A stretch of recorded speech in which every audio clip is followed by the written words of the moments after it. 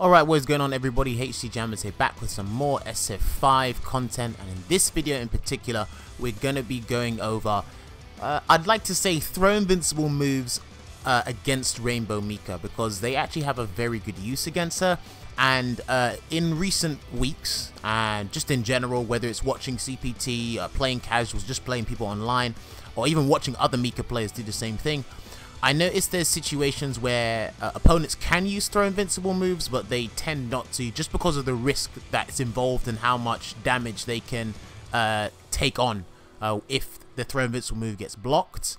And it deters them from using it in general, when it can actually get them out of quite a few situations. So in this video in particular, I'm just going to be going over the situations where you might want to throw it out once in a while and just test it out, because again, throw invincible moves are here for a reason.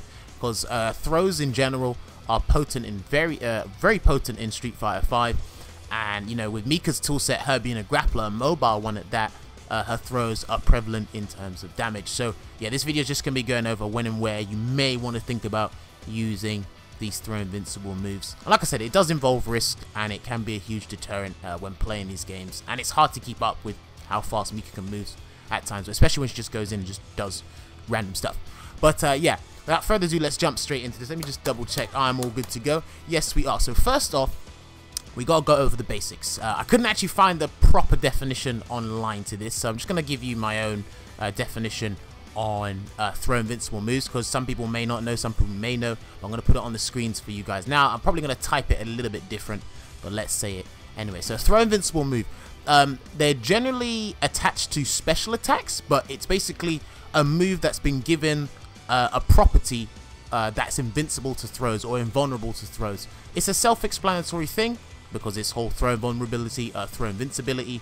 But again, I feel we need to reiterate the point just to make sure everyone is up to speed. But that's my definition on it there.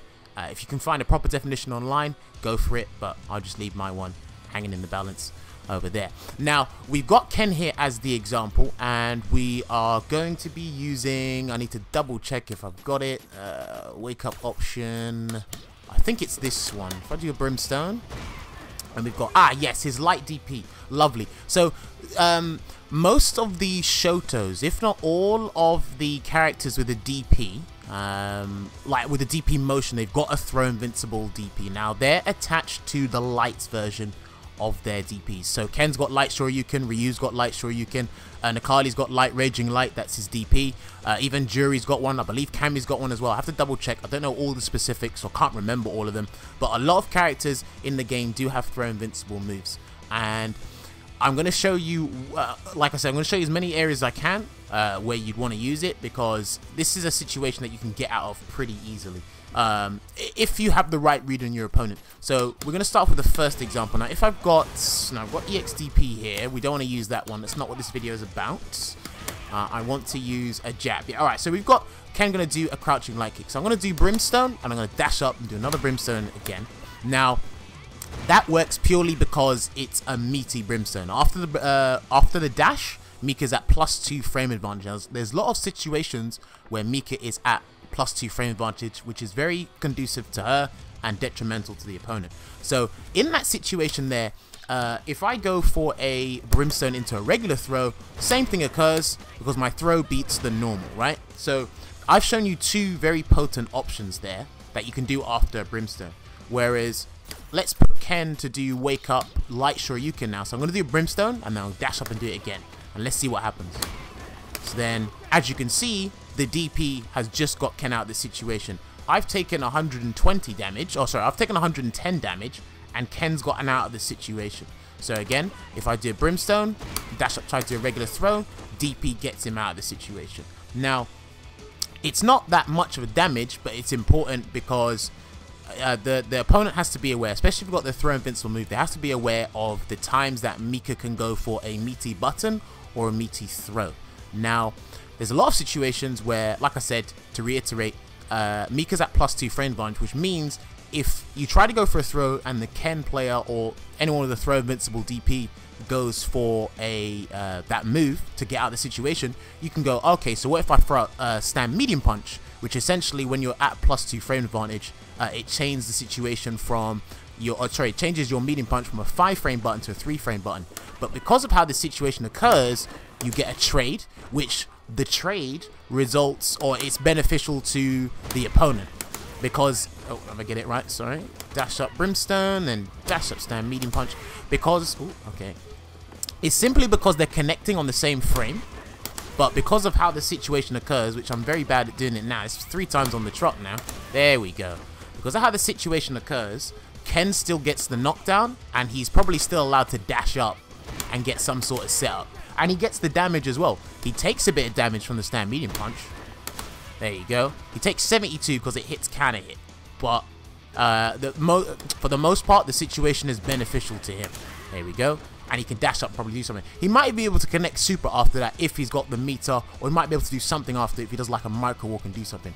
But as you can see, the DP, the throw invincible DP, is getting him out of the situation, because if I went for a throw, he's out. If I went for a medium attack, a 5-frame medium attack, and it turns into a 3-frame one, he's going to trade. So how do you prevent this situation? Well, simply, it's very easy. You just go for a light attack instead. But in certain situations, you're very... your follow-up is very limited, depending on if it's meterless or metered. So if I do a light jab, and then 1, 2, bam. So you can counter it. Mika can definitely counter it. But what it does is it reduces the potential damage output that she can do from the situation. And she'd have to know that the Ken player or the opponent with the throw invincible move is going to use that move there. You can always check the opponent first if they're going to do it. See, not even the light kick reaches. So yeah, you're very limited in what you can do, and you might have to expend resources to get damage that's not a lot, as opposed to what Ken's trying to do to get out of the situation. Of course, if you bait the DP, because it is some sort of invincibility, you bait it, you can crush counter it, which is pretty good. Let's do it again. Dash up, and then bam. 1, 2, and then, well, I'll get it right again. Let's do it one more time. And then block. There you go. Simple as that. So you can get some sort of damage and you can escape. So that's one situation you can use it in. You can also use it again, a situation where you can do wingless airplane, dash up and go for the throw. Again, if I try to go for the meaty brimstone, the throw invincible DP will just like take me out of the situation, or he'll get Ken out of the situation and he'll get a bit of damage. But in that situation there, Mika players can tend to go for the light confirm and then stop him from doing it. Again, he doesn't take that much damage, but it stops him from using the DP. But you have to consider, and this is the beautiful thing about Shoto characters in general, they can mix it up between, especially when fighting Mika, they can mix up between the light version of their DP because of the throw invincibility, or the EX version. But the EX version, you're prone to taking more damage, you're susceptible to taking more damage there. So you have to watch out for the situation with the brimstone, and you dash up +2 frame advantage. You got to watch out for doing wingless airplane, and you dash up there. But in this situation, or most of the situations now, you wouldn't really dash up medium to get that trade, because you're better off just going for a light combo to prevent the DPs in general. One situation I'm surprised Ken players, or sorry, just people with a throw invincible DP in general, I don't know if I've got it recorded here. Let me double check. It's after blocking a stand light punch. No, that's EXDP. I might have to record this, to be honest with you. Let's see. No, that's a jab, because I want to show you this situation again. Yes, there it is. So again, the light jab. Now, typical frame trap that Mika does, just to change it real quick, is stand light punch, stand medium punch. Basic frame trap, standard stuff. And as you can see, you get the counter hit, and then get the confirm, and then so on and so forth. But then, if Ken knows the situation, and then you go for the same frame trap, you'll get the trade again. So it will always occur. That trade will always occur because the stand medium punch and the light DP are connecting on the same frame. And if I try to go for a frame type brimstone or command grab, as you can see, it's getting cleanly beaten out by the move. So as you can see, the move actually helps you quite a bit, and it will prevent certain situations, but again, it comes with a risk, and that's what's deterring the people with throw invincible moves to use it, because they don't know what if the Mika player actually snuffs it out. But half the time, since Mika is on the aggressive and doesn't really think about the consequences, these moves are more than likely to hit, and it's very good to use them in like online play or casual sets, just to test the waters and just familiarize yourself with this situation. But then again, that's why I'm doing this video, so you guys can be comfortable with it. So I've shown you can do it after brimstone and then dash up to immediately brimstone again. I've shown you it after a wingless airplane situation, and hopefully you guys are getting the pattern. I'm showing you these situations again to recite the same lines. Most of these situations that this will occur in is when Mika is at +2 frame advantage. Even so, right, if I do let's do forward fierce, and let's get it in the corner actually. So even if you do let's see, forward fierce in the corner, the whole typical stuff, sorry, the typical forward fierce mix up, the +3 normal on block. So as you can see, I'm getting the counter hit, or I just get the EX Rainbow Typhoon. But in this situation, even then, the stand medium punch, because you're +3, the stand medium punch actually stops the throw invincible DP. So that's good to know, just because you've got 1 extra frame of advantage. However, if you go for the Rainbow Typhoon, it won't work, because I believe, someone would need to correct me if I'm wrong, or I actually need to check the frame there myself if I'm wrong. Ken's light DP probably has the most throw invincibility regarding any special that has that property. I think it goes from frames 1 through to 5, and that's a very long time. So Ken can, again, he can try to avoid a throw in the corner, but in certain situations, Mika doesn't really have to go for the throw. She can go for the stand medium punch, but you have to be cognizant of the EX DP. That's what's so good about the Shotos. They can mix between the two. Heck, you can even do it after a EX Brimstone in the corner, or just EX Brimstone in general. If you dash up and go for a throw, the throw invincible DP will save you from that situation. So it's a pretty interesting stuff, and this may be common knowledge to people already, but I don't see people attempting this enough, because you can, like I said, you can prevent situations. You can prevent from taking, let's see, what's the least damaging grabs you can do? Light Brimstone, which are 120, as opposed to EX Rainbow Typhoon, which is 240 damage. So you can prevent taking a damage in certain situations, but again, it's up to the Mika player to be aware of the situation themselves and thoroughly bait it. And even if you do bait it and you go for something else, or if they bait and you go for something else, that means you're out of the situation regardless.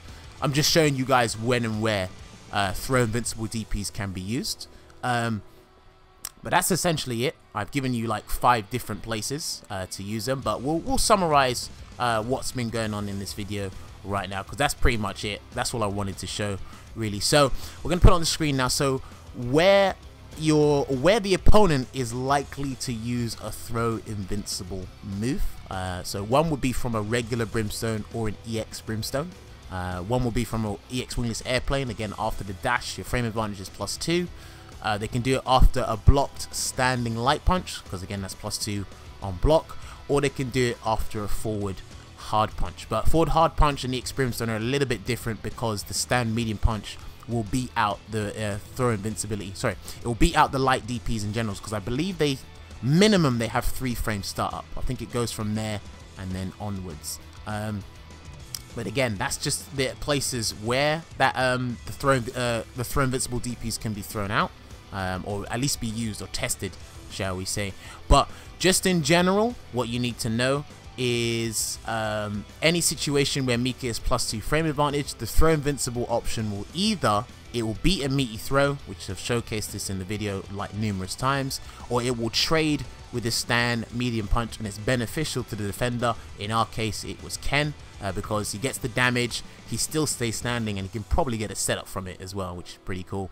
However, the light DPs, the throw invincible DPs, they will lose to light attacks, simply because the light attacks will have faster startup in certain situations.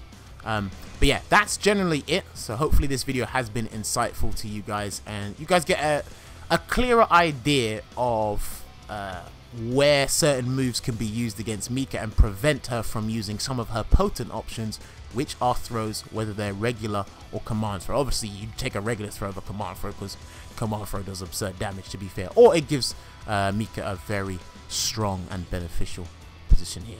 But yeah, if you've enjoyed the video, let me know in the comment section below. If you haven't subscribed, you're more than welcome to. My other following social media outlets are in the description below.